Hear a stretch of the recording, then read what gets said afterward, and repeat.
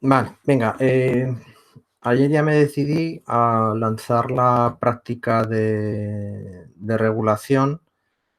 Entonces lo tenéis en el Moodle, la asignatura de fundamentos de automática, tema 1, las prácticas y estamos aquí, bloque de regulación, ¿vale? Buzón práctica 1R.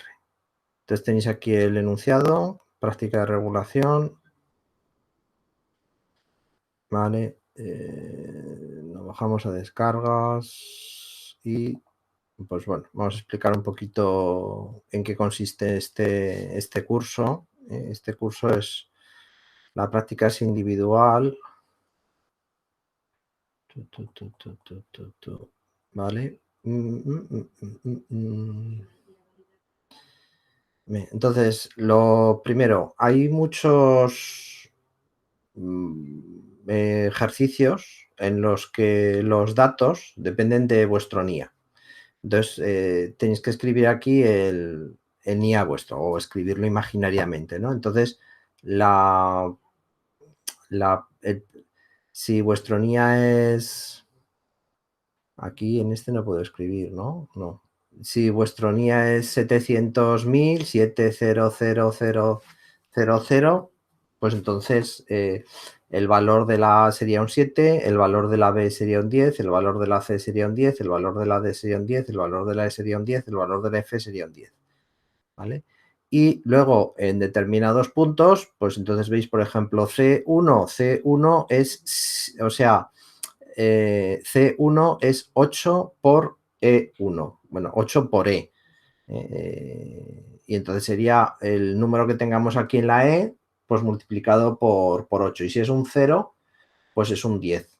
No puede haber un condensador de 0 microfaradios o de 0 nanofaradios, ¿vale? Entonces tenéis aquí los valores que tendríais que utilizar para calcular el circuito, de tal manera que cada uno tendría que tener una solución diferente, ¿eh? Entonces tendría que daros una cosa distinta. Entonces en este se pide sacar la función de transferencia, la relación entre la tensión de salida partido por la tensión de entrada y calcular pues cuál es la respuesta al impulso unitario, escalón unitario, rampa unitaria y diagrama de Bode. ¿Vale? Venga. El ejercicio 2, pues es un ejercicio parecido a los del examen que consistiría en un control de velocidad de un motor de corriente continua, pues calcular la función de transferencia.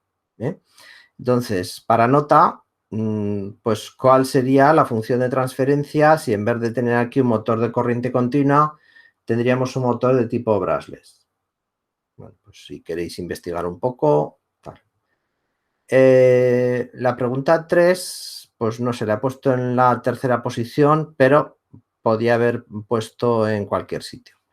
Entonces se trata de resolver un ejercicio de la colección de exámenes y grabaros en vídeo resolviendo esa corrección. No se trata de que salgáis enseñando la cara, sino de que salgáis explicando cómo se resuelve el ejercicio. Entonces podéis escribir la solución del ejercicio en Word o preferiblemente en Word o en papel y entonces o grabar con el teléfono móvil cómo vais explicando los pasos para resolver el circuito, o si lo habéis hecho en Word, hay un programa que es Active Presenter, que es gratuito y que se puede grabar un vídeo muy fácilmente. Yo creo que tengo algún vídeo de YouTube explicando cómo se graban vídeos. Si me acuerdo, a ver si pongo el vínculo en alguna parte. Y entonces, pues bueno. ¿Qué ejercicio? El que más rabia os dé, el que queréis vosotros. Pero, pues bueno, cada uno el que quiera. La idea, pues es, si alguno hace bien un ejercicio y lo explica más o menos bien, pues entonces ponerlo en un banco de ejercicios resueltos. No sé, bueno. La cuarta pregunta sería, pues, obtener la respuesta de estas funciones a una señal de tipo... la pregunta 4 tiene que ver con el tema 5, que hemos estudiado hace poco. Respuesta de estas funciones al impulso unitario, el escalón unitario, rampa unitaria. Entonces, dependiendo de los valores de vuestros NIAs, pues entonces a cada uno le tiene que salir una función diferente. Entonces, sobre la gráfica, se pide en primer lugar dibujar los parámetros fundamentales, ¿no? El tiempo de solentamiento, la sobreoscilación, el error de posición, el error de velocidad. Sacar esos valores a partir de las gráficas. Y la segunda parte es, de forma analítica, analizar estas funciones. Son funciones en lazo cerrado. Entonces, para calcular el error de posición no nos sirve esto. Tenemos que utilizar la función en lazo abierto. Entonces hay que sacar a partir del lazo cerrado la de lazo abierto. Es el procedimiento al revés de cómo se saca la de lazo cerrado. Y si no coincidan, pues ver qué tal. Y la 5, pues sería lo que hemos hecho en el último tema. Estudiar la estabilidad en función de un parámetro K. Bueno, pues aquí tenéis las funciones que serían, y a partir de esas funciones y de vuestros valores, ver si existe K o no existe K. O sea, a cada uno le puede salir una cosa distinta. A uno le puede salir que hay un valor de K, y a otro le puede salir, a vuestro compañero de piso le puede salir que no existe ningún valor de K. A ver, esto se me está volviendo loco. Sí, se me está volviendo loco. ¿Vale? El ejercicio 6 tiene que ver con el siguiente tema, que todavía no hemos explicado, que es el diseño de reguladores. Entonces hay que buscar un regulador RDS que pudiera cumplir las especificaciones solicitadas, utilizando específicamente una técnica que es el método del lugar de las raíces, que la explicaremos en el próximo tema. Esto le dedicaremos un par de semanas. Y el siguiente tema es el tema de Bode, de calcular los diagramas de Bode. Entonces es el problema inverso. En vez de dibujar un diagrama de Bode a partir de una función de transferencia, el problema divertido, que es sacar la función de transferencia a partir del diagrama de Bode. O sea, dado este diagrama de Bode de un sistema, averiguar, calcular cuál sería su función de transferencia. Aquí sí que tenéis todos el mismo enunciado, o sea, debería daros resultados parecidos. Exactamente iguales, no, porque claro, aquí hay que coger imprimir esto en papel, coger con una regla y ponerse a medir, ¿vale? Esto será lo que veremos en el tema 9, o el tema 8, ya no me acuerdo, ¿vale? Bueno, o sea, hay algunas de estas prácticas que ya las hemos trabajado, entonces al menos la 1, la 2 y la 4 y la 5 y parte de la 3 podríais hacerlas ya, y otras, pues bueno. ¿Cuál es la fecha de entrega de las prácticas? Pues la fecha de entrega es el 15 de junio, ¿vale? Como siempre, el 16 de junio, ¿vale? Como siempre, esto es una fecha de entrega orientativa, ¿vale? O sea, si queréis tener la asignatura aprobada en la convocatoria de junio, tenéis que entregarlas en esta fecha, porque si no, luego, pues bueno, a ver, esa fecha o algún día más tarde, pero no el 20 de julio, no un mes más tarde, porque entonces ya no me ha dado tiempo de corregir las prácticas. ¿Cuál es la última fecha para entregar las prácticas? El día 10 de septiembre, ¿vale? O sea, si no habéis entregado las prácticas el 10 de septiembre, os queda la asignatura entera para el año que viene, tengáis aprobados los exámenes o no. O sea, bueno, y si no tenéis aprobados los exámenes, pues ya os queda la asignatura para el año que viene seguro, ¿no? Vale, queda esto claro porque siempre hay muchas dudas, preguntas de esto. No hay preguntas. Venga, pues move on. ¿Qué dicen los ingleses?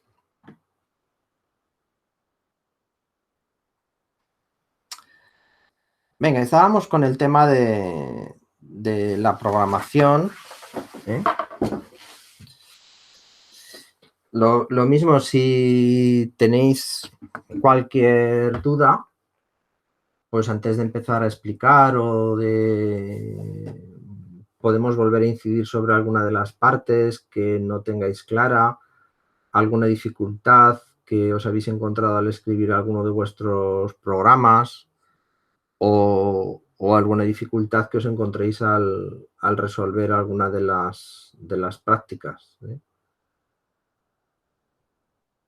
Abro 30 segundos de silencio. La fecha de entrega de las prácticas de regulación para entrar en la primera convocatoria es el 16 de junio.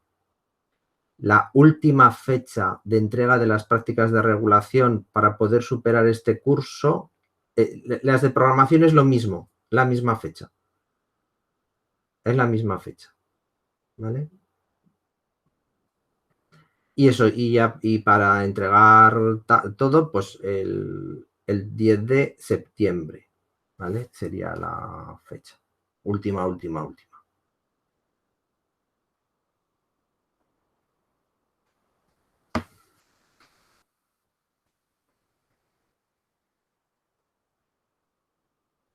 ¿Alguien está intentando escribir algún programa?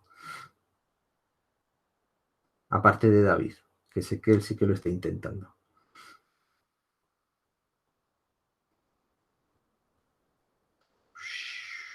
Suena el viento en la estepa. Bueno. Yo tuve un problema con el ejercicio 2 de las prácticas, que cuando sí. le decía que se apagase el LED, se me quedaba encendido. Te odia. Es que lo tenía como para que se encendiese y luego cuando se ponía bajo se tenía que apagar, pero se me quedaba encendido.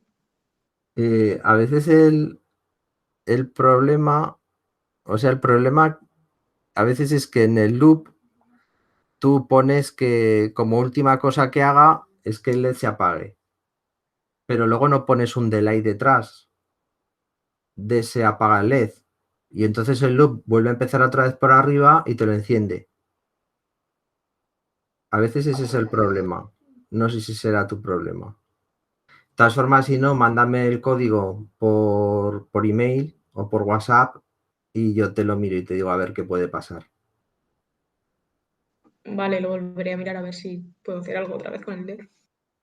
O sea, un error muy común con lo de los LEDs es decir, vale, yo quiero hacer el blink, ¿no? Entonces dices, el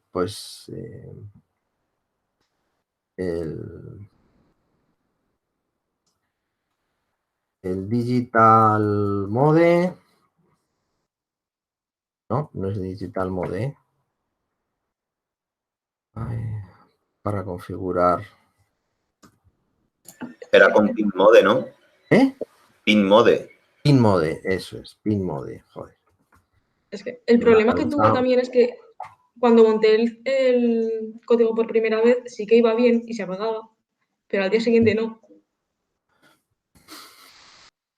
Pues no lo sé. Pin mode, pues 13 output, ¿no? Y entonces haces el digital write, pues, ¿no? El 13 high, el delay 100 o 200, el digital write 13 low, ¿vale? Y dices, pues ya está. Pero no, porque claro, después de ejecutar esta instrucción, vuelve otra vez a la primera de arriba. Entonces, desde que lo apagas hasta que lo enciendes, pasa un tiempo de 0. un microsegundo. Entonces, no, tú dices, pues si no se apaga, yo le digo que se apague y no se apaga nunca, ¿vale? Pero el problema es que te has olvidado aquí poner otro retardo, otro delay 200, ¿vale? Uno de los problemas de programar con los microcontroladores es que, o programar con ordenadores, es que él no se equivoca nunca. O sea, él hace lo que le has pedido. Lo que pasa es que a veces nos cuesta darnos cuenta de dónde está el problema. Entonces, si me mandas el código, por favor, yo te lo miro y te digo por dónde pueden ir las cosas. Si no Vale. es un problema de estos.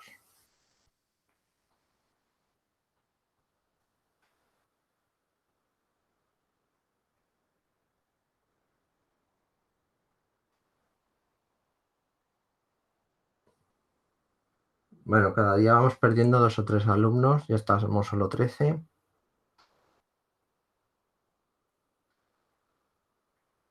Bueno, más cosas de funciones que manejan vectores. Bien, una manera a veces de entender cómo funcionan estas funciones de cadena es, por ejemplo, escribir nosotros el código de estas funciones de cadena. Un código muy sencillo que se puede escribir es el de strlen.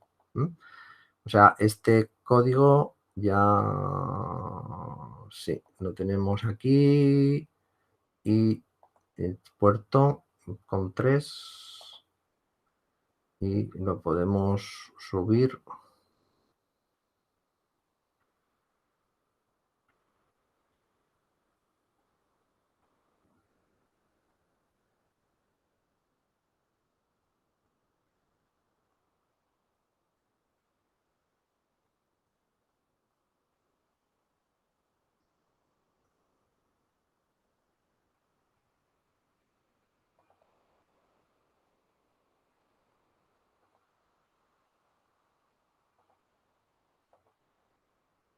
Vale, entonces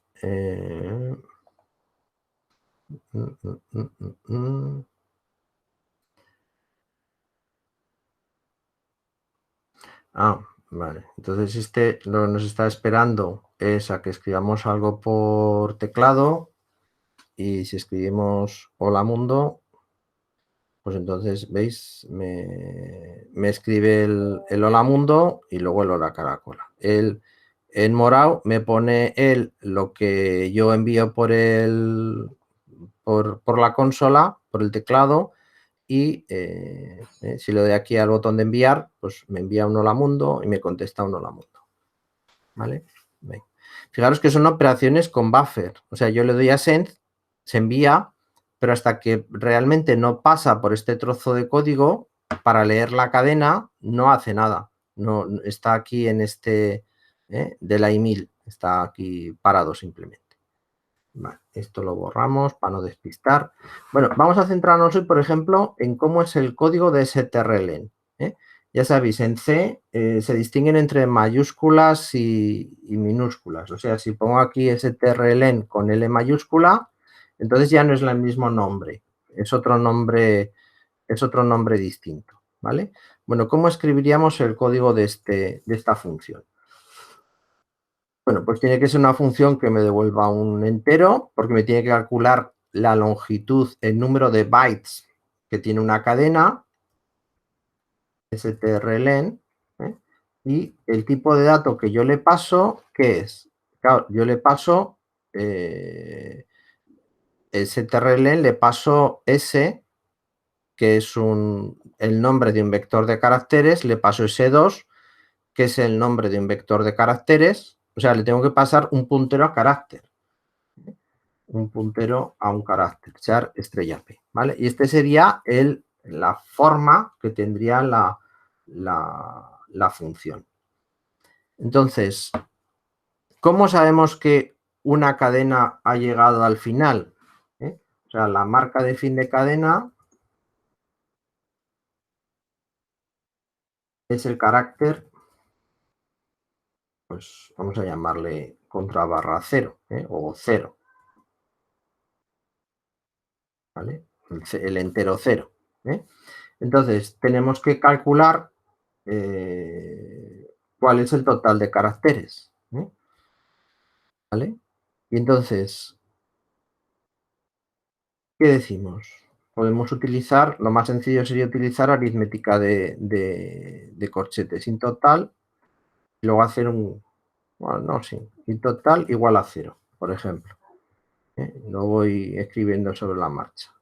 Mientras P y de corchetes total, que es el número de caracteres, sea distinto de el carácter nulo, del carácter 0, entonces, ¿qué tenemos que hacer? Hacer total igual a total más 1, o sea, total más. Tenemos que incrementar total en una unidad. Y en el momento en el que el elemento total sea igual a 0, quiere decir que hemos alcanzado el final de la cadena.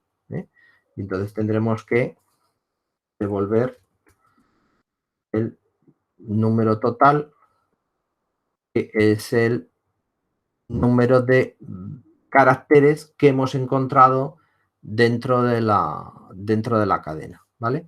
Esta sería una forma de escribir esta función.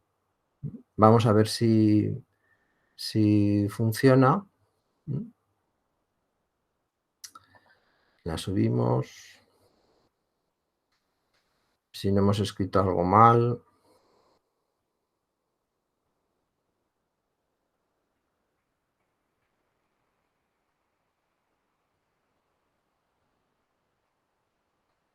Vale, sí. Si no estuviese bien escrita, el número de la longitud de la cadena estaría mal calculada y no nos imprimiría toda la cadena, ¿no? Y cuando le damos a enviar, pues también nos imprime el hola mundo, ¿vale? Entonces, esta función que hemos escrito funciona exactamente igual que la función de librería de strlen. Vale. Una pregunta. De utilizar... Javier. Sí. ¿No tendrías que poner también lo de include strlen arriba del todo? Include no. Lo que puedo poner es el prototipo. O sea, puedo poner esto al principio o en mi componente .h, yo puedo poner aquí el prototipo de la función para que esté el prototipo de la función al principio, ¿vale? El C de Arduino es un poco más relajado. En un compilador de Linux me hubiese dado error. Me hubiese dicho, no has definido el prototipo, ¿vale? Entonces, en mi componente H, que es donde incluyo los prototipos de las funciones, tendría que introducir esto, ¿vale? La forma. No es como en Python, que hay que hacer un include de cada nombre de la función o cada nombre de la clase que yo voy a utilizar. No. Yo simplemente pongo la cabecera, el prototipo de la función. ¿Vale? Vale. Bueno, pues decía, ¿cuál sería la versión de si en vez de manejar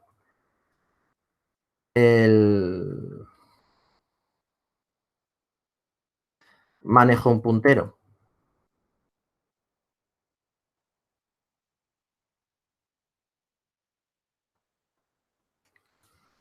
Bueno, pues podía hacer esto. Estrella es el dato al que apunta el puntero. Entonces, estrella P sería el dato al que apunta el puntero. Y luego, ¿qué hago? Después, bueno, vamos a hacerlo en dos partes, ¿vale? Para que no sea tan lioso. Estrella P sería el dato al que apunta el puntero. Y P++ sería apunta al siguiente valor. Entonces, en total voy contando el número de caracteres y en vez de utilizar P corchete, pues estoy utilizando directamente el puntero. Vale. Entonces esto lo podría escribir así, pero también lo podría escribir de esta otra forma.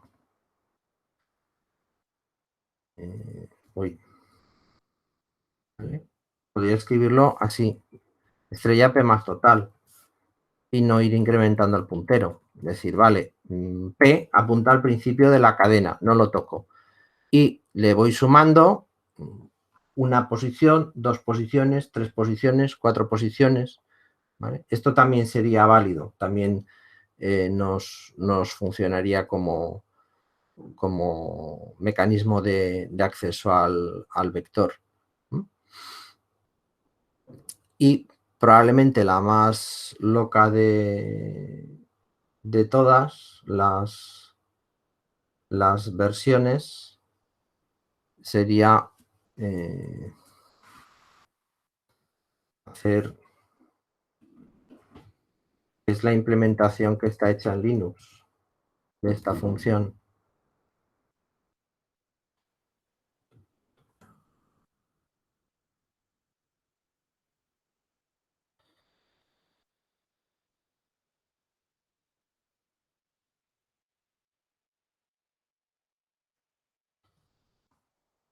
¿Vale? Entonces, hacer... No. Espera. Esto lo he escrito al revés.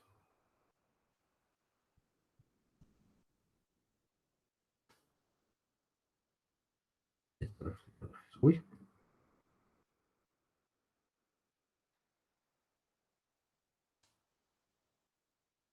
¿Vale? Es el puntero inicial. Entonces declaro otro puntero, S, que lo hago apuntar al principio donde está P. Y ahora miro. ¿Es ese distinto de 0? No, pues le sumo una unidad. Y entonces S va moviéndose hasta el final. Entonces, ¿cuál es el valor que tengo que devolver? La diferencia entre el puntero S y el puntero P. Por ejemplo, P está en la dirección de memoria 1000. Entonces, S vale inicialmente 1000. Entonces, voy mirando. ¿Es la posición 1000 tiene el valor 0? No. 1001. ¿La posición 1001 tiene el valor 0? No. 1002. ¿La posición 1002 tiene el valor 0? No. 1003. Ah, la 1004 sí que tiene el valor 0. Pues entonces devuelvo 1004 menos 1000. 4. He encontrado 4 caracteres, ¿vale? Esta es la forma en la que está implementada realmente el código de la función. Entonces, pues bueno.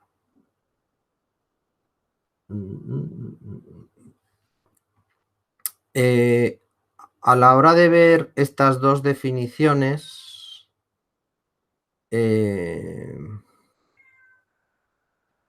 hay algunas diferencias entre ellas, ¿no? Cuando yo declaro char S100, estoy declarando que este vector puede tener 100 caracteres y puede contener cualquier cosa, ¿vale? Entonces, normalmente este char S100 se declara, el compilador lo declara para que esté guardado dentro de la memoria RAM del ordenador y se pueda modificar. Cuando yo escribo esto, char S2 hola caracola, estoy haciendo que la variable S2 apunte a un vector que tiene guardado la frase hola caracola. Y esa frase normalmente está guardada en la memoria flash. Por lo tanto, si yo intento modificar el vector S2, igual no puedo, porque la memoria flash en principio, es de solo lectura. No se puede reprogramar, pero se puede reprogramar con un procedimiento especial, no simplemente cambiando su valor. Entonces, hay que tener cuidado con cómo declaramos el vector en función de lo que queramos hacer con él. Si queremos que sea una constante, pues entonces habría que declararlo de esta forma. Y para asegurarnos de que realmente es una constante, hay que poner el modificador const delante de la declaración, ¿vale? Y esta sería la forma de declarar una cadena constante. Yo quiero que esta cadena siempre sea así. Y esto sería una cadena variable. Podría modificar.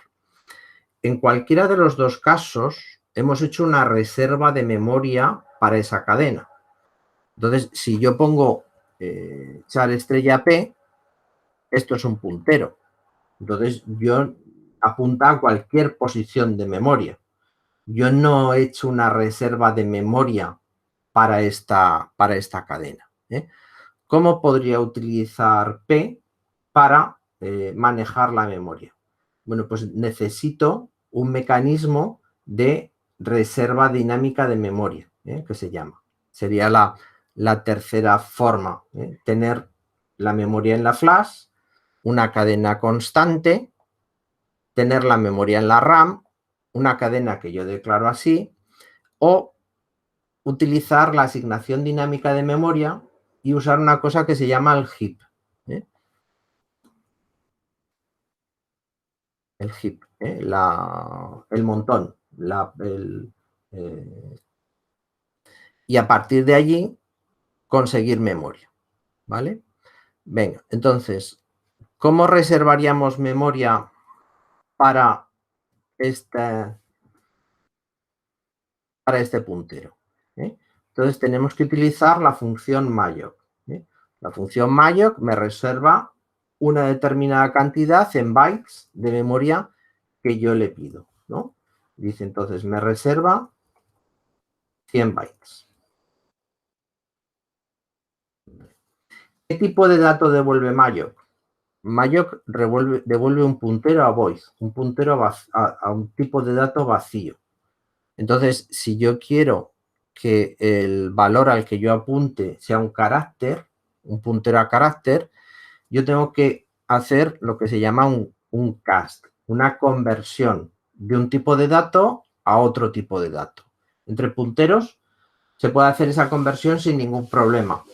Entre enteros, de entero a real, esto no va a funcionar. Entonces tengo que decirle que el puntero que me devuelva malloc es un puntero a carácter. Y entonces, de esta forma, el cast me consigue convertir uno en otro. Y ahora podría hacer, por ejemplo, pues inicializar la cadena vacío y decir, vale, pues entonces, si hay algo, pues léemelo. Ahora, una vez que hemos reservado memoria, entonces vamos a quitar este S del programa, reserva 100 bytes del heap. Y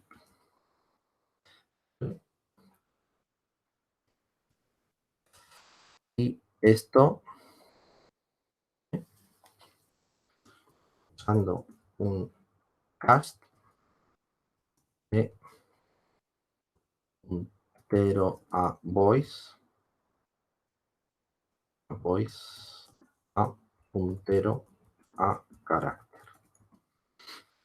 Si no hacemos esto, el compilador va a dar un mensaje de error. Dice, malloc te ha devuelto un puntero a void, pero tú necesitas un puntero a carácter. ¿Vale? Entonces, de esta forma leeríamos el vector P. Y ahora, pues si ponemos aquí P en vez de S, tendría que funcionar todo exactamente igual, pero con este mecanismo de reserva de memoria. ¿Vale? Una vez que ya no necesitamos la memoria, la tenemos que liberar. ¿Y cómo la liberamos? Con free. Free P libera la memoria que hemos reservado. Este comando free es extremadamente peligroso. ¿Por qué? Porque si reservamos, si liberamos una memoria que no está reservada, pues entonces estamos volviendo loco al microcontrolador. Pierde la cuenta de cómo lleva la reserva de memoria y entonces pues se va a colgar el programa, ¿vale? Y una vez que hemos hecho la reserva de malloc, habría que verificar que P sea distinto de null, ¿vale? Porque si malloc falla, pues lo que hace es devolvernos P igual a null. O sea que todo este código donde está involucrado el puntero P debería estar protegido dentro de esta sentencia if.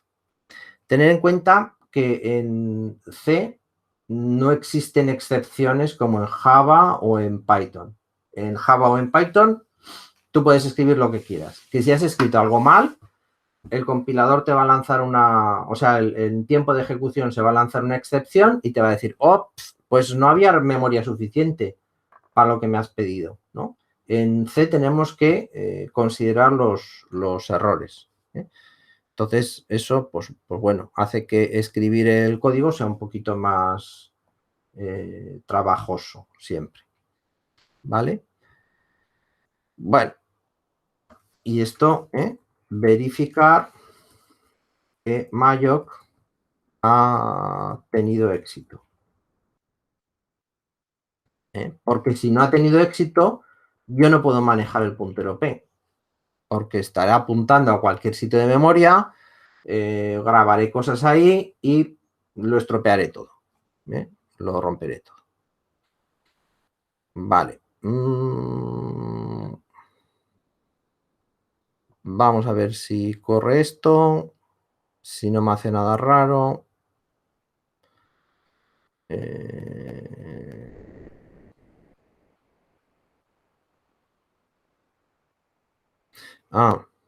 Venga.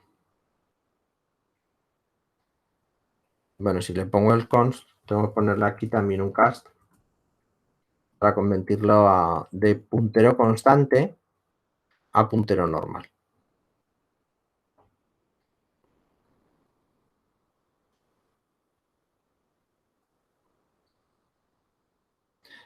Sí, vale. La tengo 2 veces. Solo me hace falta una.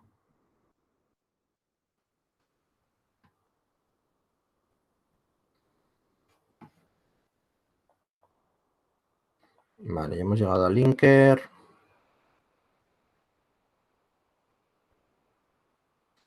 Venga. Bueno. Vale. Todo sigue funcionando igual, ¿eh? No ha habido ningún problema.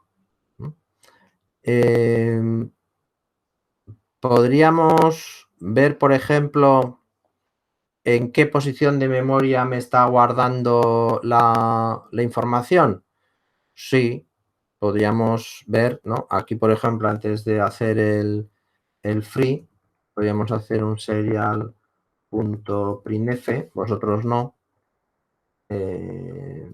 Puntero, tanto por ciento, yo creo que era P. Esto, la verdad es que no lo uso nunca.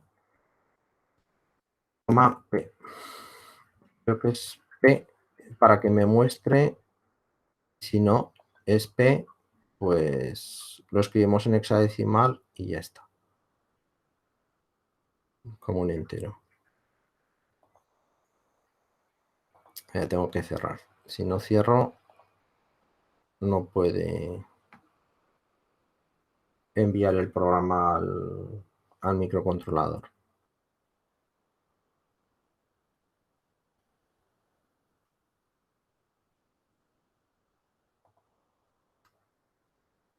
Vale. Entonces aquí me está diciendo la dirección de memoria donde está el puntero P. Es una dirección de memoria de 32 bits porque estoy utilizando una máquina de 32 bits. Y si yo le mando el... Uy, Dios mío. Algo hecho. Ahora, ¿vale? Fijaros que en cada vuelta, como estoy reservando memoria con malloc, liberándola con free, me vuelve a devolver siempre el mismo puntero. Me vuelve a devolver la primera posición libre del heap. ¿Eh? En un microcontrolador hay que tener mucho cuidado con cuánta memoria reservamos. Claro, vuestras máquinas, el Arduino Uno tiene 2K de memoria, 2048 bytes. Yo no puedo poner aquí resérvame 10.000 bytes. Me va a decir, vete a hacer puñetas. Yo teniendo aquí un microcontrolador que tiene 8 megas de memoria, no puedo reservar 8 megas de memoria, porque me tiene que devolver Malloc la cantidad de memoria que yo le ponga que sea contigua, que tenga libre y que sea contigua, que esté libre todo ese trozo. Así que en la práctica, si yo intento reservar, por ejemplo, un trozo de memoria de más de 40K, me dice, no tengo 40K enteros libres para ti, aunque haya en total 8 megas, ¿vale? Entonces, esto es un poco más complicado a veces de lo que parece. En un PC que el sistema operativo me está gestionando la memoria virtual utilizando mi disco duro como memoria virtual, es como si tuviese una memoria infinita. Le puedo pedir 100 gigas de memoria y me da 100 gigas de memoria. No tiene...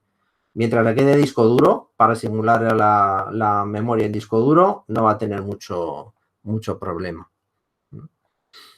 Pero en los microcontroladores esto cambia. Es distinto.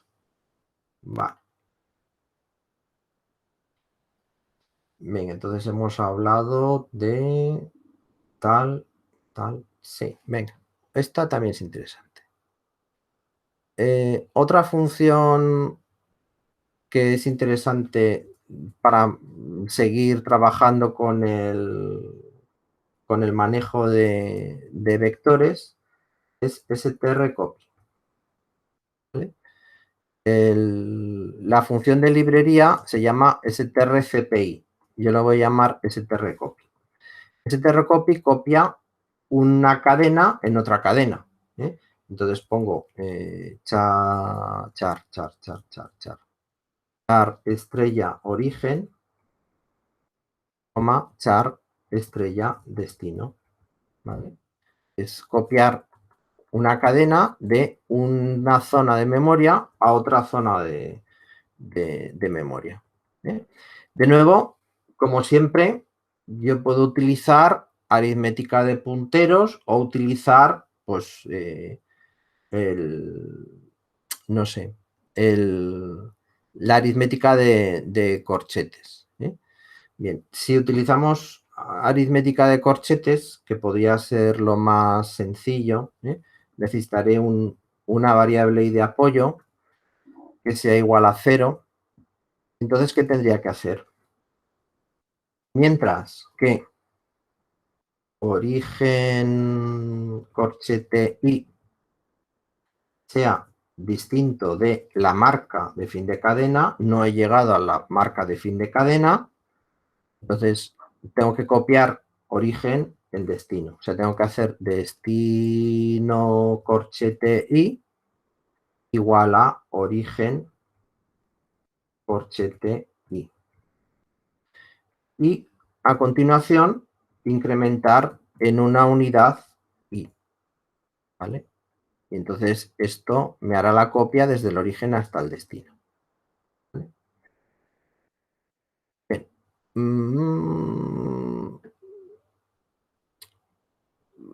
Vale, tenemos nuestra cadena, aquí hemos reservado 100 bytes, la leemos en el vector P, la imprimimos aquí el puntero de P, pues vamos a copiarla en otro sitio, ¿vale? Entonces hacemos char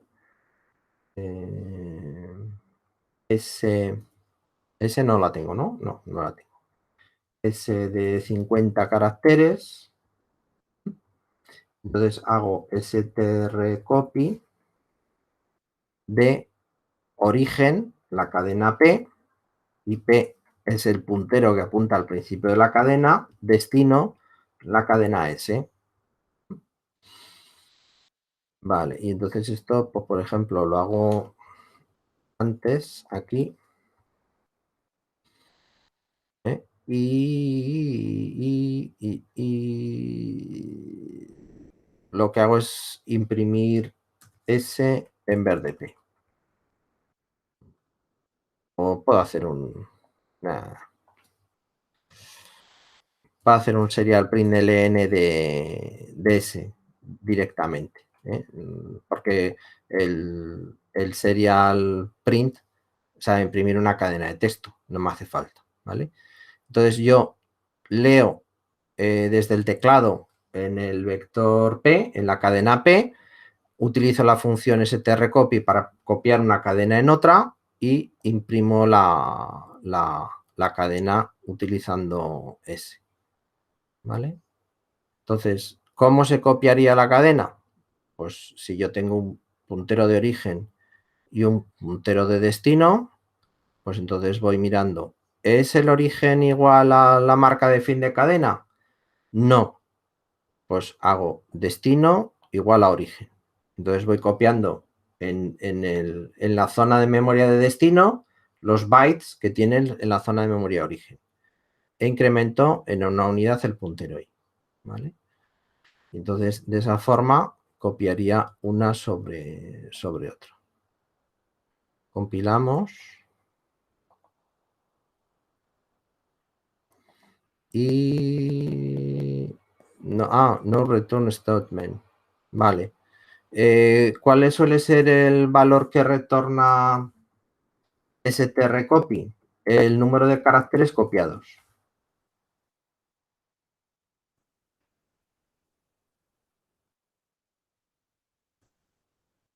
¿Vale? Entonces así me sirve para saber si ha funcionado bien o no ha funcionado bien.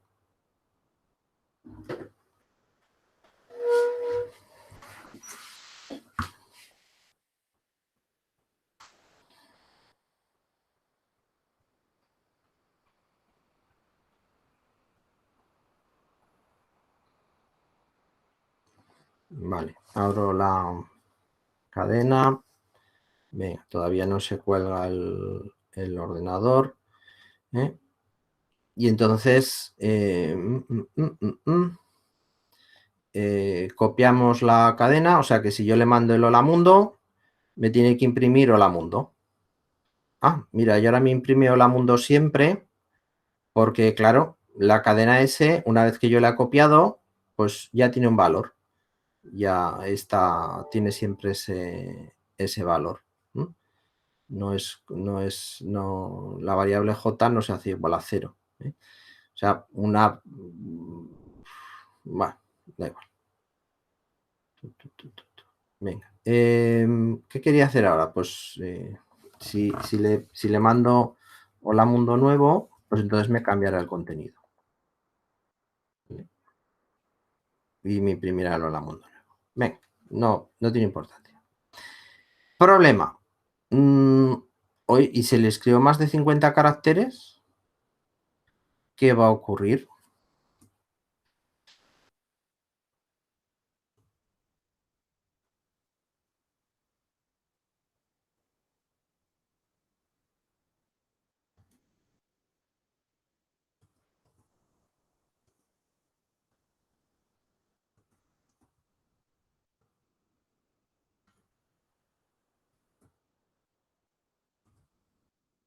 Que nada más que te cogerá los 50 primeros caracteres, ¿no?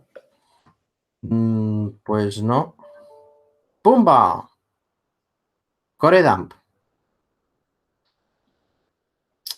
Ay, no puedo parar, no puedo cerrar. ¿Vale? Yo le he escrito algo que tenía más de 50 caracteres. Y entonces él me pone los 50 primeros caracteres, se le mezcla con algo que tenía en la memoria y reset. Me he metido en una zona de memoria que no es mía. Porque he copiado esos 50 primeros caracteres, pero luego he copiado más cosas. ¿Vale? Entonces, strcopy tiene una función es insegura, porque yo puedo copiar cosas en otra zona de memoria que no me compete, ¿vale? Entonces, hay una función variante de strcopy que es strncopy. La función de librería es sin la O, es así. La función que vamos a escribir ahora es con la O. Entonces, tendría que poner una seguridad para decir int límite. ¿Cuántos caracteres como máximo puedo copiar en destino? ¿Vale? Y entonces tendría que decirle strncopy tal 50. Ese sería mi límite. No puedo copiar más de 50 caracteres. ¿Vale? Y entonces decirle mientras origen sea tal y a la vez y sea menor que 50. Mientras sí sea menor que 50, tira para adelante. Pero en el momento en el que sí se haga 50, ya no puedo seguir escribiendo. Ya no puedo escribir más caracteres. Porque si no, me voy a meter en la zona de memoria de otro sitio y se me resetea el microcontrolador. ¿Vale? El problema de que estás ejecutando un programa en PC y te genera una excepción, pues nada, el programa se para, el usuario se enfada y te dice, pero bueno, ¿qué mierda de programa has hecho este? Que he escrito una frase un poco más larga de lo normal y el software se me ha colgado. En un microcontrolador que está en una caja, metido en una caja de empalmes, vete a saber dónde, pues es un problema mucho más grave, porque de repente se para el sistema y tú no sabes por qué se ha parado. Y es porque has cometido algún error de estos. Venga, vamos a ver si esta solución puede mitigar el problema. strncopy. Vale. strncopy. Y ya además vamos a incluirlo dentro de aquí. Para garantizar que esto esté bien.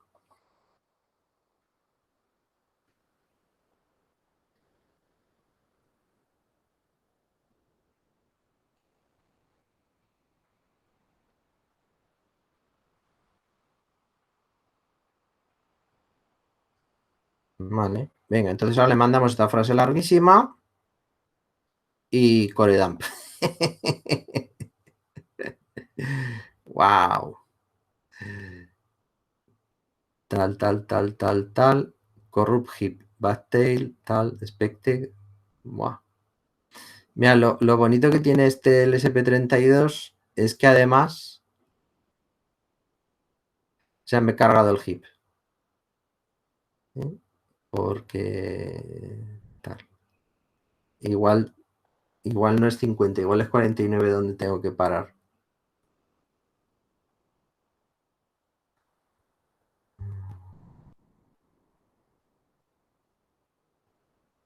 O bueno, o ha sido el serial print. A ver, tengo aquí una herramienta que es el exception decoder. Entonces puedo ponerle aquí la pila y entonces me dice dónde se ha producido el error. Esto es muy interesante para saber quién es el que ha generado el error y no me dice nada. Prueba 1.ino, línea 29. Es la línea 29 la que ha generado el free. Hacer el free. Al hacer el free, ha dicho, aquí ha pasado algo raro. Vale, bueno.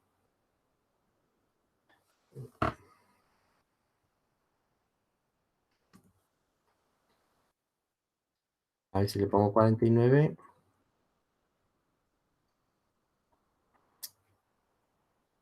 También deberías de poner los 49 abajo en la función que has declarado, ¿no? Porque habías puesto 50. Mierda. Es que, claro. Es que no tengo que poner 50, tengo que poner límite. El valor que sea. Sí, gracias. Tengo que poner límite, no tengo que poner 50. Yo no sé cuánto es la longitud.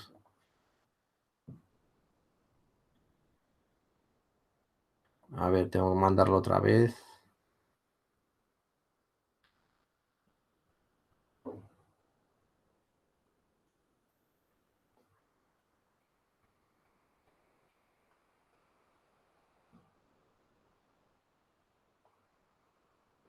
Vale, venga. Pues no. Me sigue... Ah,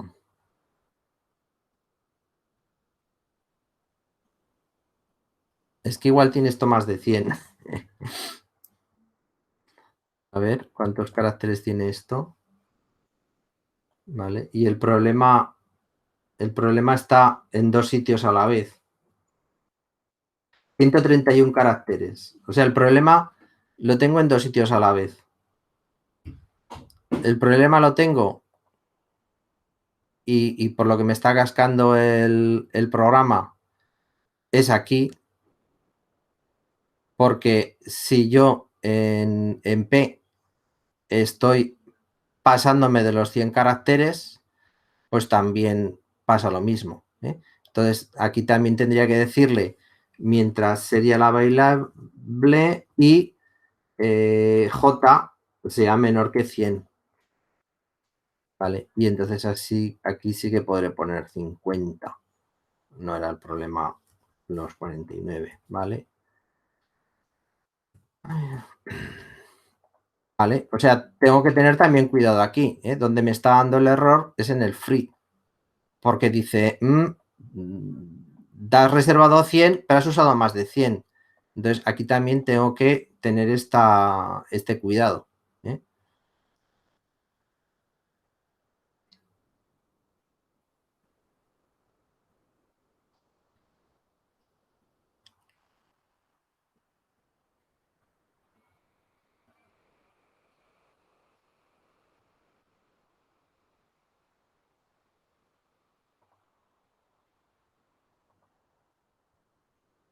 Vale, ahora ya lo tenemos estable.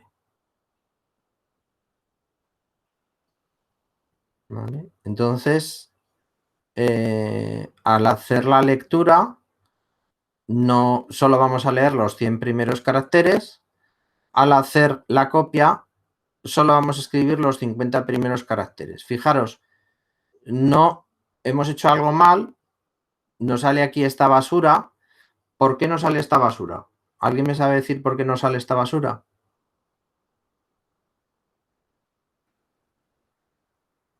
Porque hemos puesto 50 y no 49 y nos estamos cogiendo un carácter más. Porque no hemos puesto la marca de fin de cadena. O sea, aquí al escribir el último carácter, tenemos que añadir de forma manual destino y igual a 0. ¿Vale? Tenemos que añadir la marca de fin de cadena siempre al final de la cadena. Porque claro, en origen nos terminamos cuando encontramos la marca de fin de cadena, pero no la copiamos en destino, la marca de fin de cadena. Y si nos pasamos el límite, tampoco copiamos la marca de fin de cadena. ¿Vale? Entonces, en cualquiera de los dos casos, tengo que añadir la marca de fin de cadena, porque no lo estamos haciendo. ¿Vale?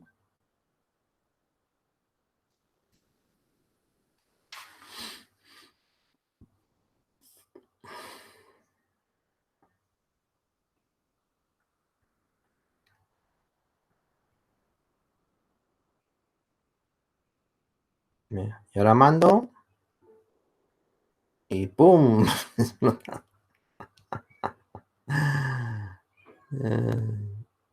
Vale, pero por lo menos no me ha puesto la Stack Smashing Protect Failure.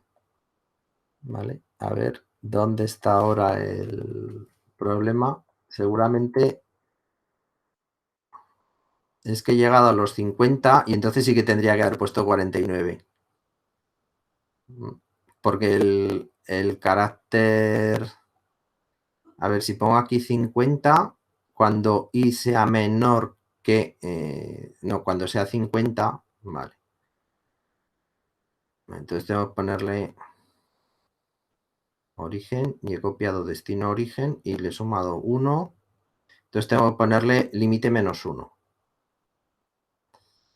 Tengo que ponerle 50 -1 para contar que la marca de fin de cadena entre.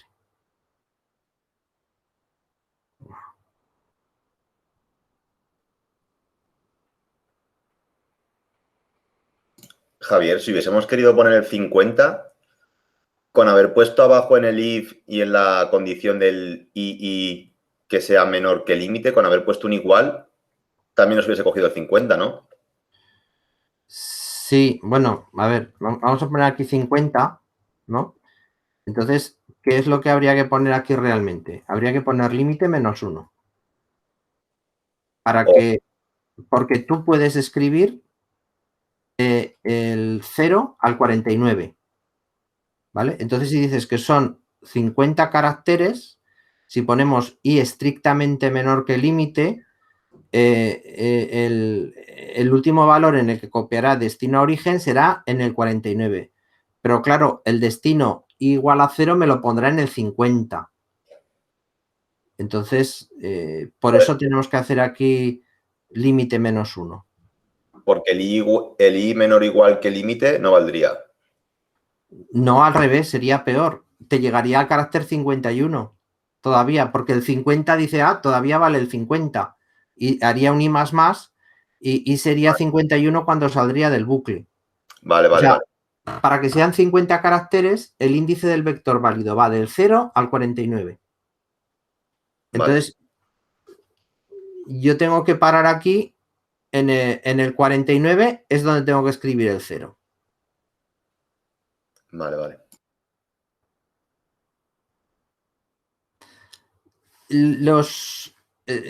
Cuando escribimos programas es bueno que nos falle, porque nos ayuda a pensar dónde está el problema. El problema a veces es que para vosotros estáis tan perdidos. Vale, ahora ya ha funcionado correctamente. Entonces, ya me escribes solo los 49 caracteres que valen más el fin de cadena.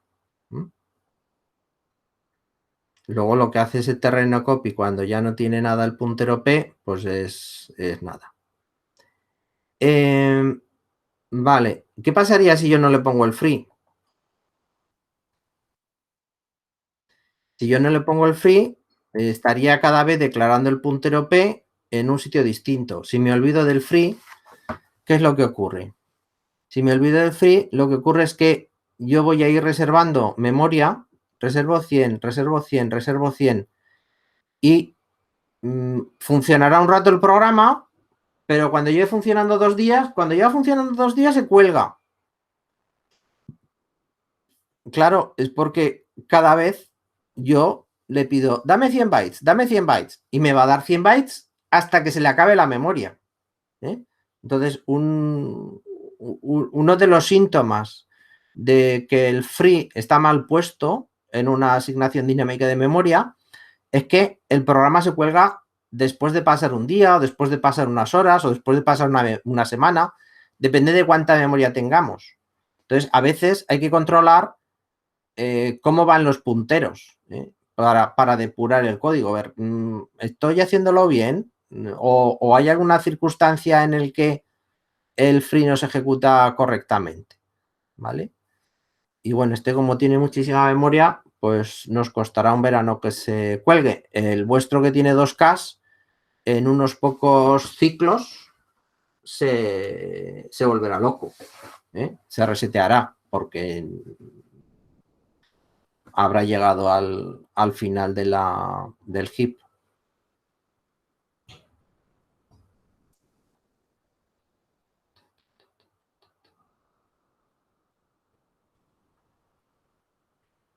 Vale.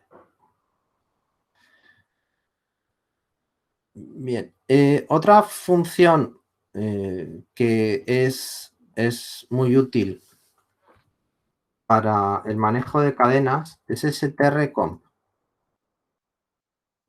strcomp compara dos cadenas.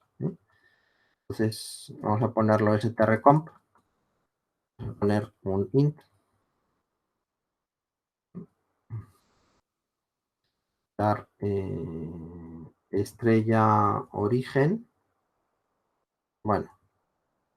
Compara dos cadenas y mira a ver si son iguales o distintas. Claro, dice, a ver, yo tengo una cadena, char S2, hola caracola, ¿no? Y yo aquí leo otra... Vamos a borrar cosas. Vamos a borrar cosas para empezar un poco de cero con esto, ¿no? Y yo tengo aquí un vector P de 100 caracteres. Vamos a volver al mecanismo normal. Quitamos los punteros. Quitamos esto.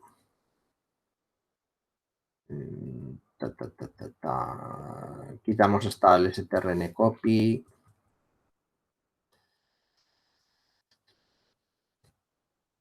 Vale, venga. Entonces decimos por aquí, por ejemplo, si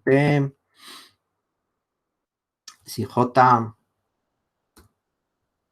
es mayor que 0,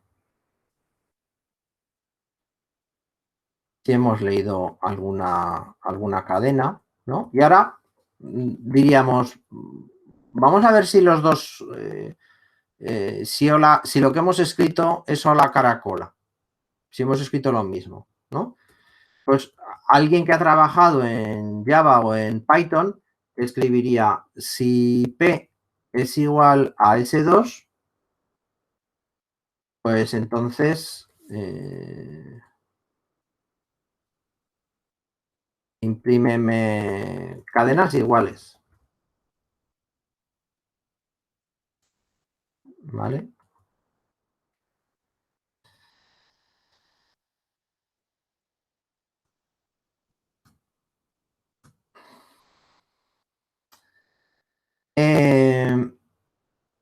Pero esto en C no funciona.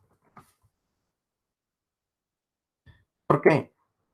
Porque estoy comparo las direcciones de los punteros. Y claro, evidentemente, el puntero S2 apunta a una zona de memoria y el puntero P apunta a otra zona de memoria. No estoy realmente comparando los dos vectores. Entonces necesito una función que me compare estas dos cadenas de caracteres. Me compare S2 y me compare P. Vale. Y esta función, si son iguales, me devuelve 0. Y si son distintos, pues me devuelve un valor diferente de 0. Me devuelve la distancia en ASCII entre un carácter y otro carácter. Entonces, me podría servir incluso para ordenar alfabéticamente las cadenas. ¿Vale? Pero bueno, tengo que utilizar esta función. No puedo comparar los punteros directamente. Vale, entonces, pues puede ser P y puede ser S. No es ni origen ni destino. Estoy simplemente comparando una cadena con otra. ¿Vale? Entonces, vamos a utilizar aritmética de corchetes para que sea más fácil entender el programa. Y entonces digo, pues mientras, por ejemplo, P mientras el vector P de I sea distinto del carácter null,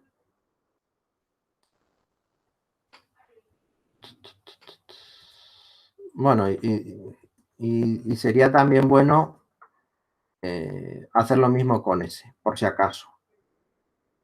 S de I sea distinto del carácter 0. O sea, mientras no tengamos que los...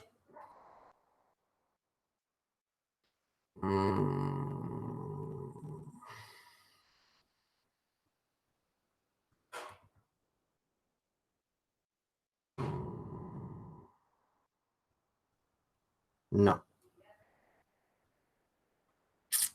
No. Dentro del while tengo que consultar si los valores que yo estoy encontrando son iguales. Mientras P de I sea igual a S de I, mientras sean iguales, tira para adelante. ¿Vale? Y ahora, si encuentro el final, son iguales los dos, y encuentro el final de la cadena, y en cualquiera de los dos, porque ya he mirado si son iguales los dos.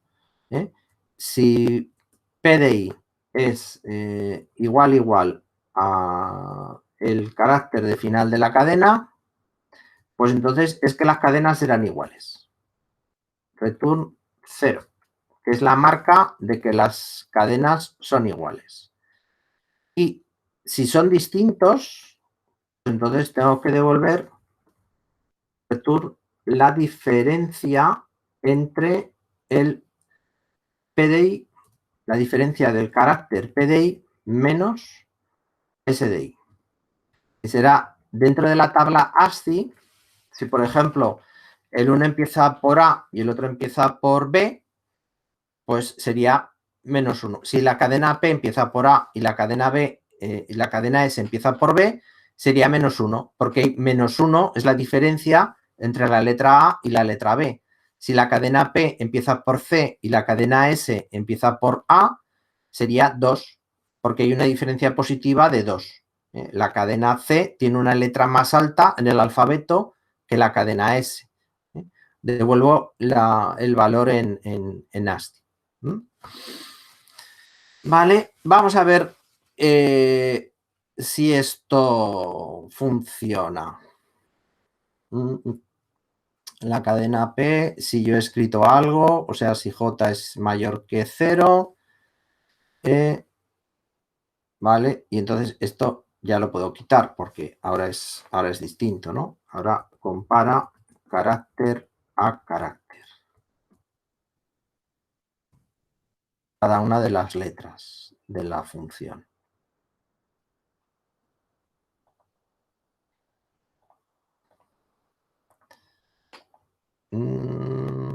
Invalid conversion from const, el S2 será el const. Pues nada, cambia el tipo de puntero a no constante.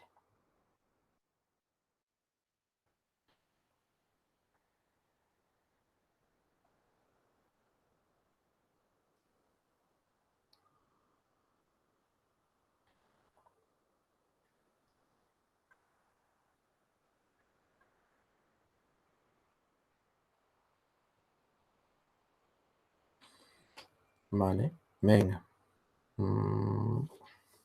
Vale, pues escribo soso. No, interno, send. Pues no dice nada, porque soso no es la cadena. Escribo hola caracola y le mando. Y ahora se muere. No tengo bien escrito el final.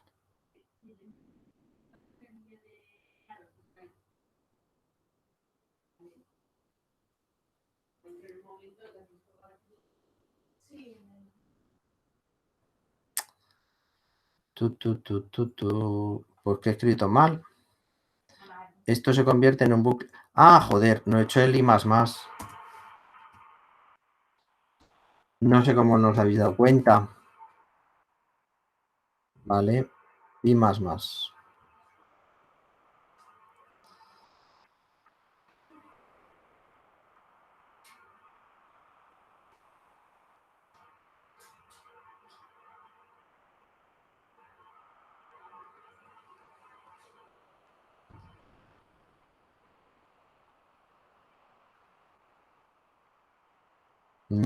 Y ahora mando el hola caracola.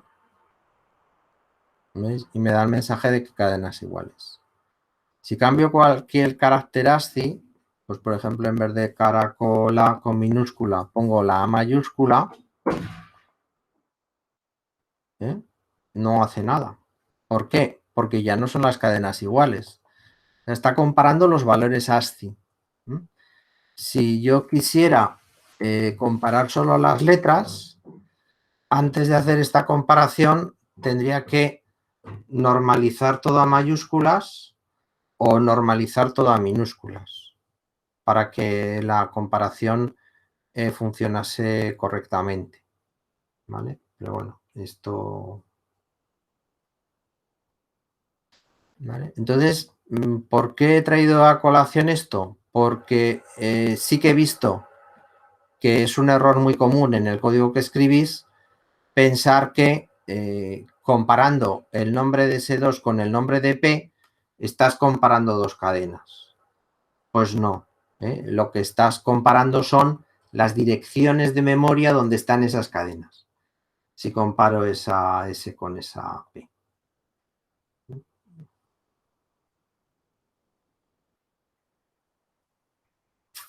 Bien. O sea que si analizamos las cadenas, analizamos las posiciones en las que están, no el contenido de la cadena como tal. Eso es, eso es. Y pasaría lo mismo con los punteros. Si tú comparas dos punteros, estás comparando dos direcciones de memoria. Pero no el contenido. Pero no el contenido. Tienes que comparar, para comparar, tienes que comparar P corchete, lo que sea. ¿Vale? Y entonces, o te construyes tú la función o utilizas la función de librería. O sea, existe la función de librería. strcomp está. No hace falta reescribirla. ¿Vale? Sí. La reescribimos para ver ejemplos de manejos de vectores. Yo es que me estaba liando porque, claro, yo pensaba en un string que te daba lo que es la cadena, no la posición en la que estaba. Sí, pero el string es un tipo de dato construido que no es recomendable utilizar con compilador, con pequeños microcontroladores porque utiliza mucha memoria. Utiliza más memoria de la que realmente necesita. Y entonces eso ralentiza el programa y te hace pues que enseguida llegues a un punto en el que digas, pues ya no me cabe el programa en la memoria. Vale. Y lo mismo pasaría con los char y con todos. Lo único que sí que se podría comparar es con los enteros y con los float. Sí, si son enteros y tal. Pero si son vector de enteros, te pasa lo mismo. Si, quiero ver si este vector de enteros es igual a este otro. Nada No, más tengo que comparar mirar la posición. número por número. Vale. Y Vale, no vale. hay un strcomp de vectores de enteros. Solo está hecho el de caracteres. El strcomp de vectores de enteros habría que escribirlo. Vale. Ese no está. Vale, vale. A ver, ¿qué más cosas podemos hacer?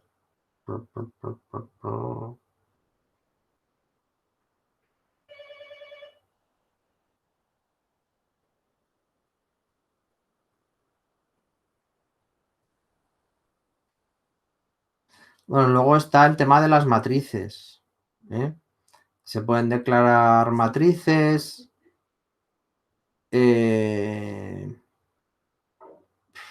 Pero bueno, no sé si ya meteros más lío en la cabeza o no. Creo que de momento no os voy a meter más lío en la cabeza. las matrices, los vectores de cadenas de caracteres. Vamos a dejar eso de momento. De momento para otro año, quiero decir.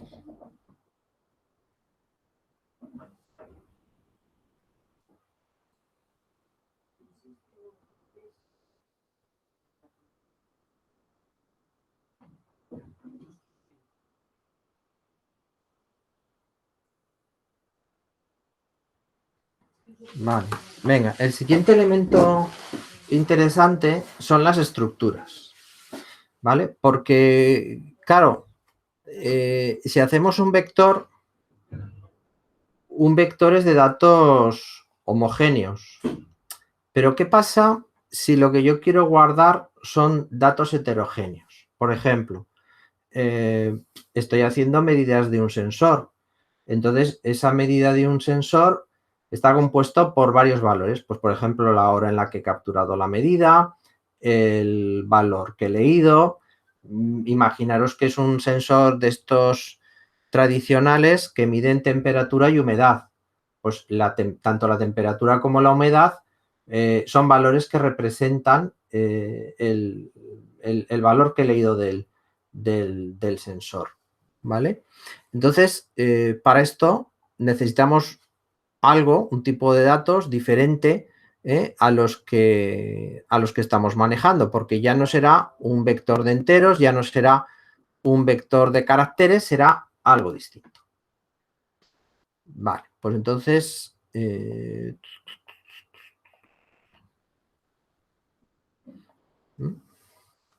tendríamos una estructura. Vamos a borrar cosas. Vamos a borrar esto. Vamos a borrar esto. Vamos a quitar de aquí también. Bueno, no sé, porque aquí hay cosas que están que no he quitado, ¿no? El factorial.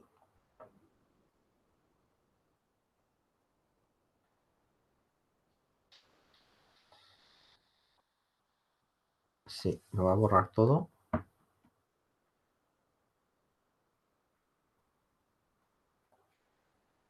Me va a borrar todo ya como antes.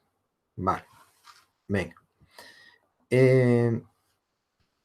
¿Cómo se define un componente heterogéneo? Bueno, pues esto es una estructura. Entonces, partimos de la palabra reservada struct.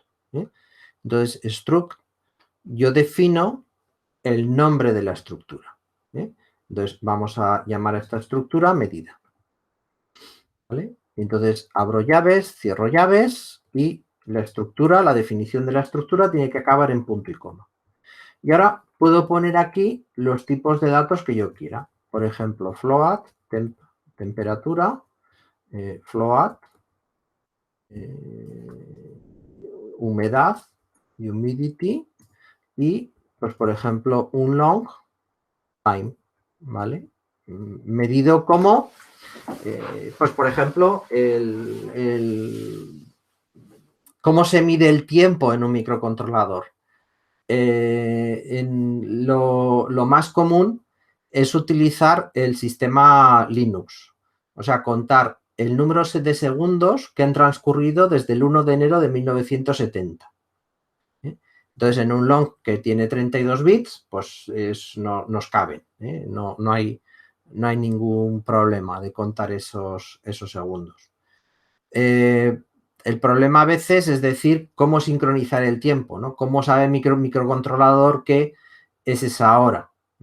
Entonces, pues en Arduino 1 es imposible, ¿no? No sabemos, no tenemos una referencia de la hora. Se la tendríamos que grabar inicialmente o marcar de alguna forma. En una máquina que tenga conexión a Internet es relativamente sencillo porque hay un protocolo, que es el protocolo NTP, que me permite conectarme con relojes atómicos que hay en cualquier lugar del planeta y sincronizar la hora de mi microcontrolador con la del reloj atómico. Y entonces así ya tengo la hora con precisión de milisegundos. ¿Vale? Bueno, igual es una fantasmada, pero es así. Bueno, esto sería como la definición de un nuevo tipo de dato. Yo acabo de definir un nuevo tipo de dato que le llamamos medida y que tiene esas características.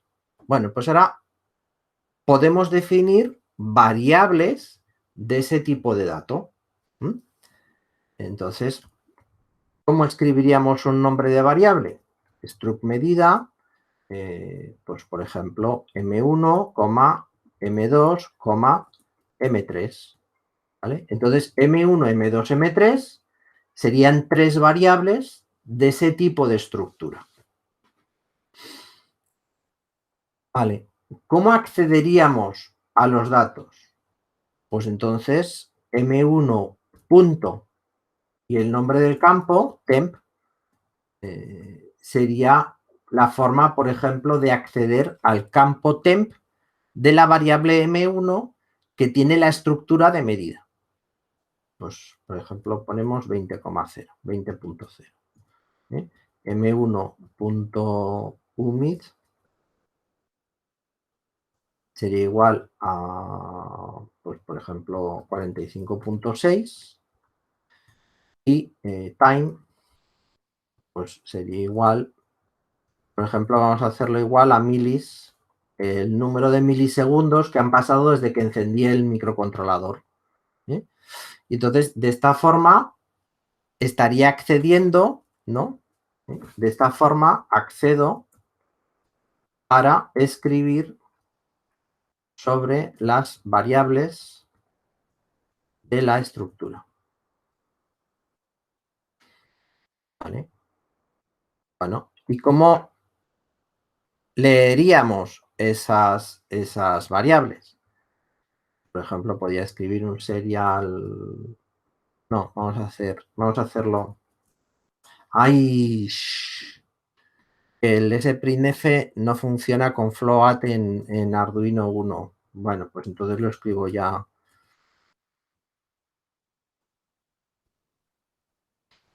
En CDSP32. Sería el printf, temperatura, tanto por ciento F, humedad, tanto por ciento F, tiempo, tanto por ciento LD, long decimal. Sí, creo que es así. ¿Vale? Y entonces ahora, ¿cómo accederíamos para leer las variables?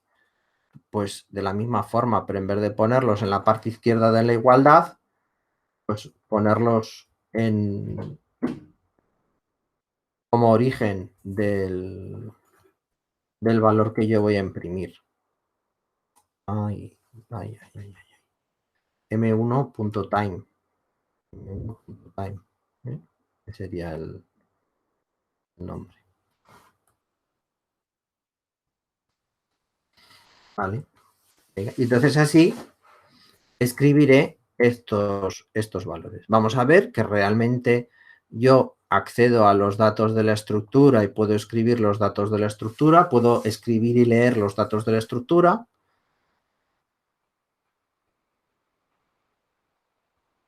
Ah, está abierto el puerto. Perdón.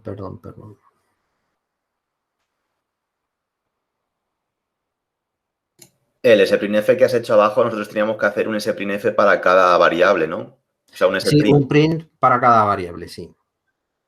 Vale. No es más que eso, imprimir la cadena de texto temperatura, luego imprimir el M1 temp, ir imprimiéndolo, en vez de en una línea, tendríais que poner 7, 8 líneas. Bueno, 1, 2, 3, 4, 5, 6 líneas tendríais que poner. Vale, bueno, como solo hemos grabado 20 y 45 y lo que estamos haciendo es imprimir el tiempo, pues como el número de milisegundos que han pasado en cada, pues entonces nos va poniendo cada segundo, nos va poniendo el valor de la variable. Bueno. Opción 1, ¿vale? Entonces, declaramos la estructura, declaramos variables de la estructura y accedemos a ella. Claro, ¿esto es igual que declarar un entero? No, hombre, yo cuando declaro un entero pongo int, no pongo struct. ¿Cómo podría conseguir yo no tener que poner la palabra struct, que le dice al compilador que eso es una estructura? Añadiendo una palabra reservada aquí delante, que es typedef. Typedef define un nuevo tipo de dato. Y entonces, a partir de ahora, medida es un nuevo tipo de dato. Entonces, si yo pongo aquí typedef, ya no necesito poner medida, ¿vale? Typedef se puede utilizar para definir tipos de dato a partir de estructuras o se puede utilizar para definir cualquier tipo de dato, ¿eh? O sea, typedef y decirle, mira, quiero que haya un nuevo tipo de dato que se llame byte y que este tipo de dato byte sea un signet char, ¿vale? Bueno, pues así definiría un nuevo tipo de dato. Un nuevo tipo de dato que se llama byte. Esto lo he escrito al revés.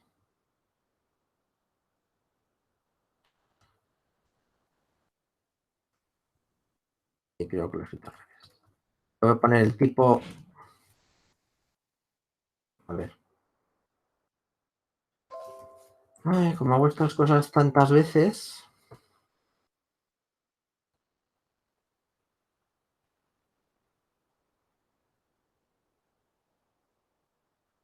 Eso, sí, vale.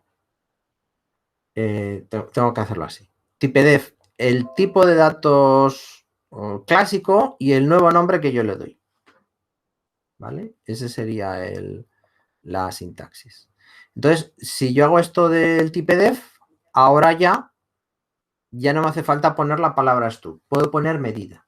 Ya es como si fuese un tipo de dato. Vamos a ver si compila. No hace falta que lo suba para verificar que no hemos metido la pata. Vale, compila y linka. No hay ningún problema. Vale. En este punto, yo podría definir variables de este tipo de dato. O sea, esta definición de las variables medida como variables locales, pues está bien, pero yo aquí también podría definir otras variables.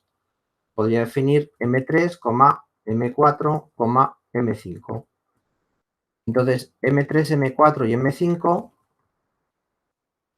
M3, M4, M5,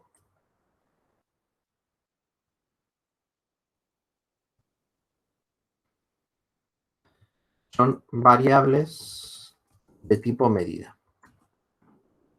¿Vale? Entonces, la definición puede ser de variables, puede ser en el momento de definir la estructura, o la definición puede ser en cualquier lugar del código. ¿Vale? ¿Cuál es la diferencia? El ámbito de esas variables. M1, M2, M3 están en el ámbito de la función loop, solo se pueden utilizar dentro de la función loop. M3, M4, M5 están definidos como variables globales, se pueden utilizar en cualquier lugar del programa. ¿Vale? Esa sería la diferencia. Bueno. En principio, esto es lo que da de sí las estructuras. ¿Podemos utilizar punteros para acceder a una estructura? Sí, podemos utilizar punteros para acceder a una estructura. ¿Puedo declarar punteros de una estructura? Sí, podemos declarar punteros de una estructura. Claro, una estructura es un tipo de dato pesado. Ocupa mucha memoria. Entonces, si yo paso estructuras a funciones, pues claro, esta función va a pesar mucho. Entonces, si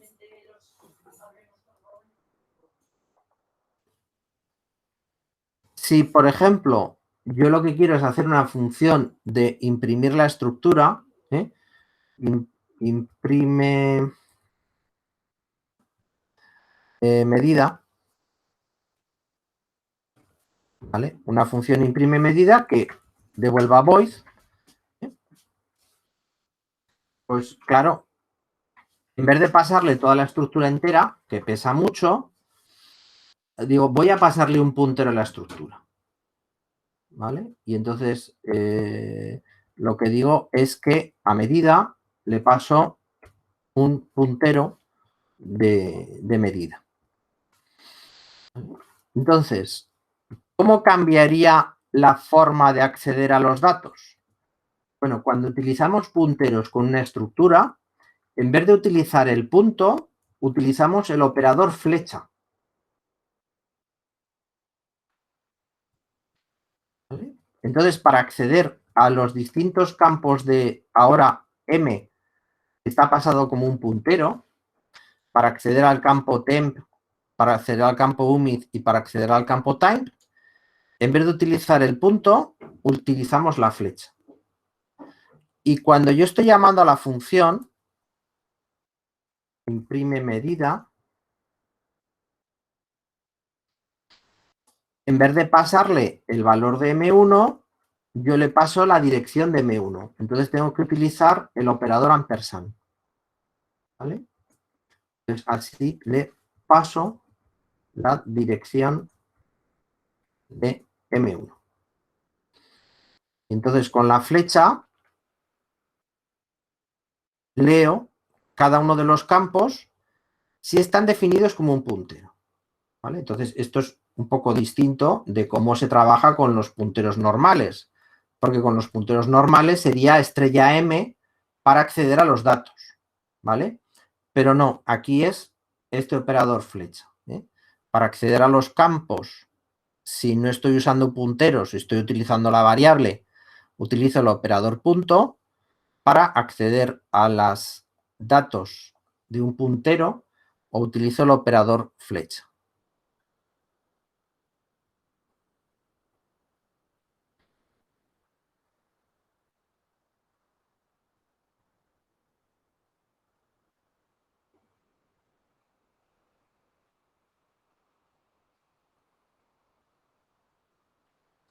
¿Vale? Entonces, fijaros, la función imprime, pues trabaja exactamente igual que la función imprime con los valores de las variables. ¿Qué es lo que me ha ahorrado? Lo que me ha ahorrado es que al hacer el paso de parámetros a la función, en vez de copiar todos los datos de esta función para poder pasar de uno a otro esa información, lo único que he hecho es pasar un puntero a la estructura. Y luego, dentro de la función, he podido manejar la información de la estructura exactamente igual que si fuese el dato.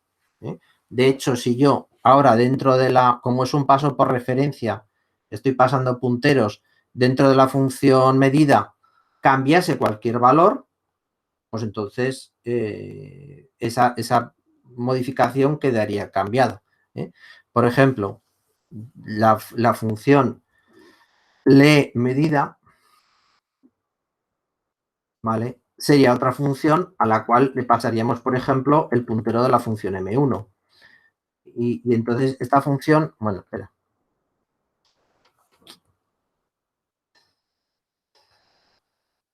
Va a quitar cosas que hacen ruido. Por ejemplo, esto hace ruido. Estas no las uso para nada. Ya hemos visto cómo se declaran esas definiciones. Esto tampoco sirve para nada. ¿Vale? Entonces, en vez de hacer esta lectura aquí, vamos a escribir una función que lea, que me...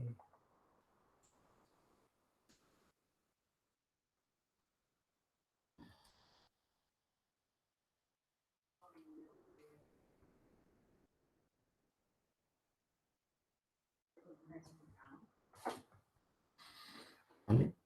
Entonces, ¿cómo haría? M1 flecha temp, M flecha temp, M flecha M flecha time, igual a cada uno de estos valores o al, pues yo qué sé, el analog read del canal que fuese, ¿no? Del canal 12. Y esto, pues, haciendo la conversión que hiciera falta, ¿vale? La lectura real del dispositivo, escribiría aquí. Vamos a compilar. A ver si no he metido la pata en nada.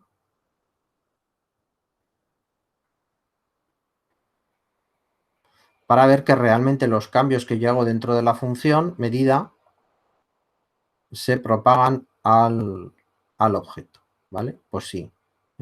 Estamos escribiendo estos valores en la función leMedida y los estamos imprimiendo, ¿vale? A través de este paso por referencia de las direcciones de memoria.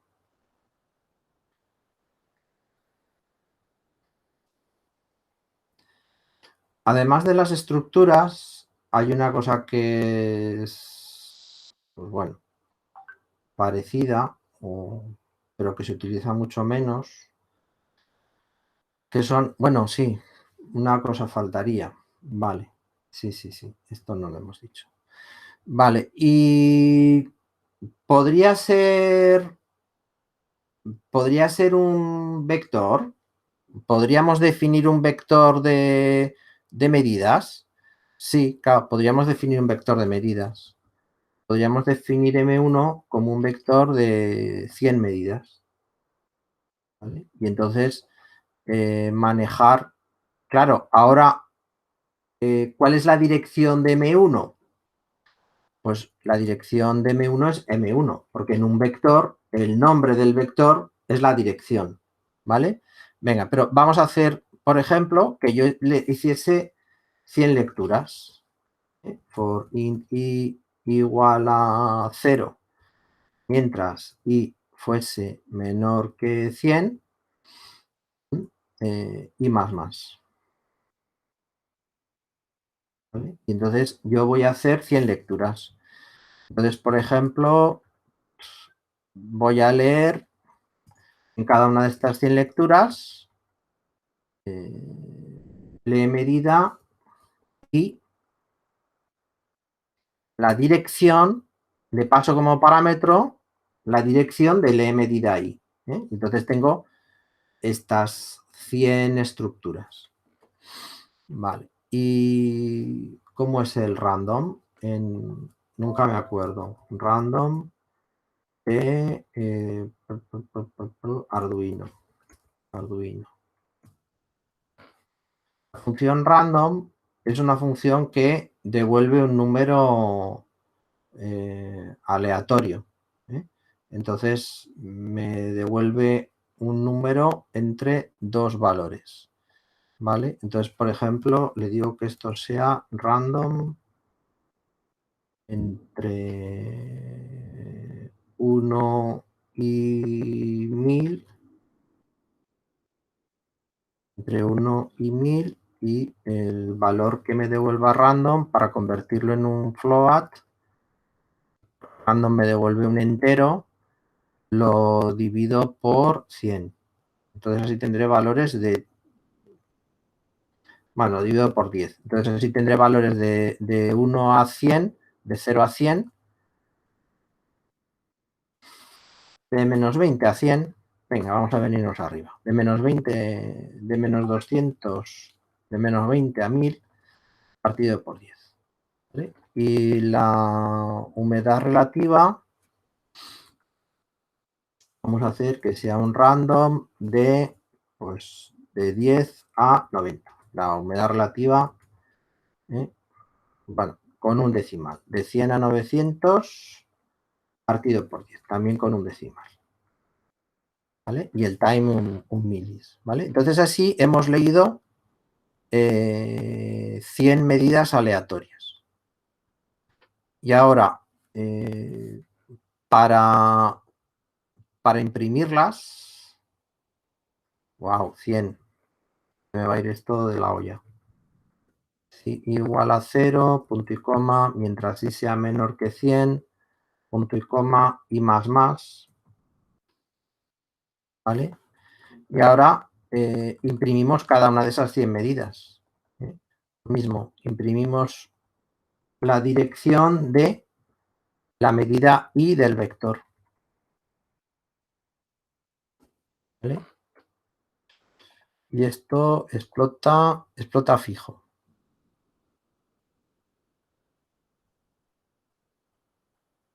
Tengo que cerrar esto.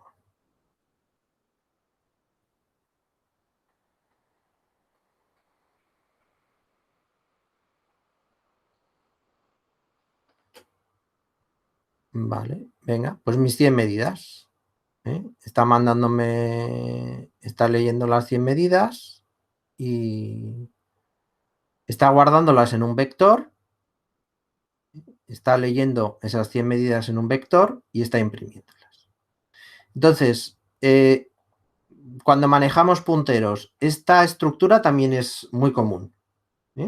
O sea, decir, vale, voy a mezclar la aritmética de punteros con la aritmética de corchetes. Entonces, si quiero la dirección de uno de estos elementos de la estructura, m sub 0 es el primer elemento de la estructura. Pues ampersand m sub 0 es la dirección del primer elemento de la estructura. M corchetes 1 es el segundo elemento de la estructura. Ampersand m corchetes 1 es la dirección del segundo elemento de la estructura. ¿Vale? Así iré accediendo a cada una de ellas. Bueno, la clase de hoy ha sido ya de high level, ¿no? Que dicen los ingleses. Entonces, esta, en vez de mirarla a doble velocidad, tenéis que mirarla a media velocidad e ir probando cosas, ir mirando cosas, intentar haciendo que se os quede un poco de pozo. Yo no sé si vamos a profundizar mucho más en el lenguaje C de momento y dedicarnos más a que trabajéis individualmente. Y ir haciendo pues clases de dudas de cosas que os vayan surgiendo, ¿vale? Entonces, pues bueno, ya vosotros me iréis diciendo cómo van yendo las cosas. Venga, vamos a parar la grabación y nos